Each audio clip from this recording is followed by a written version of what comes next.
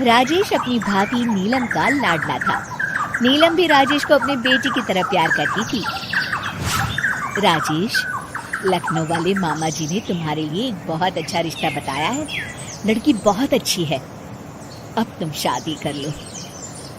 अरे नहीं भाभी, शादी तो बर्बादी है। भला तुम्हारे हाथों के खाने में जो स्वाद है वो किसी और के हाथों में कहाँ। मुझे अभी शादी नहीं करनी भाभी।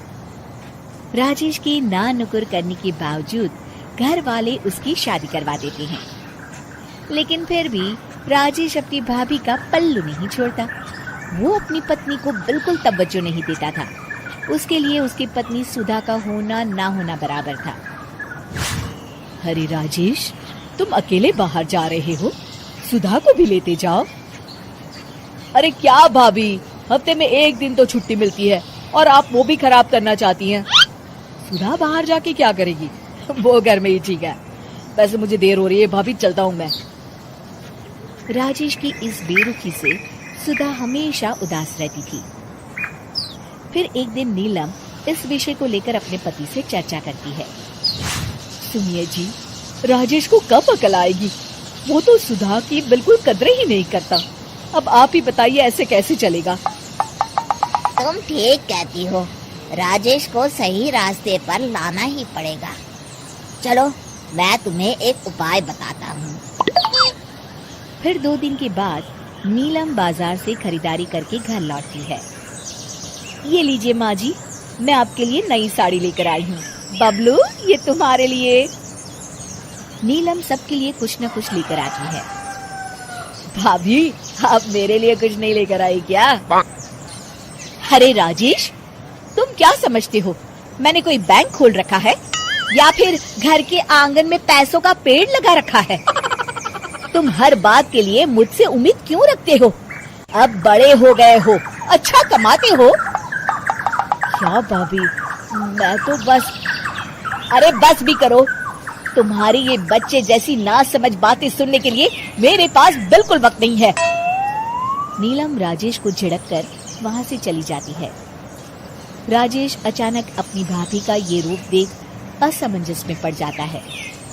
फिर एक दिन नीलम रसोई घर में खाना बना रही होती है कि तभी राजेश वहाँ आता है।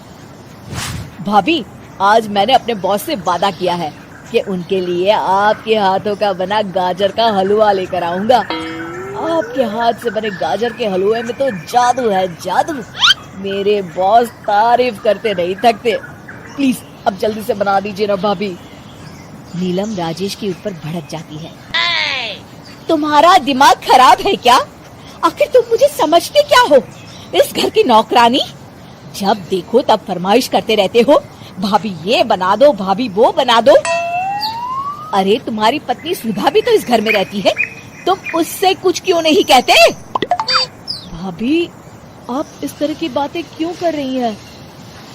अरे बस भी करो राजेश, मेरा दिमाग और मत खराब करो, जाओ यहाँ से।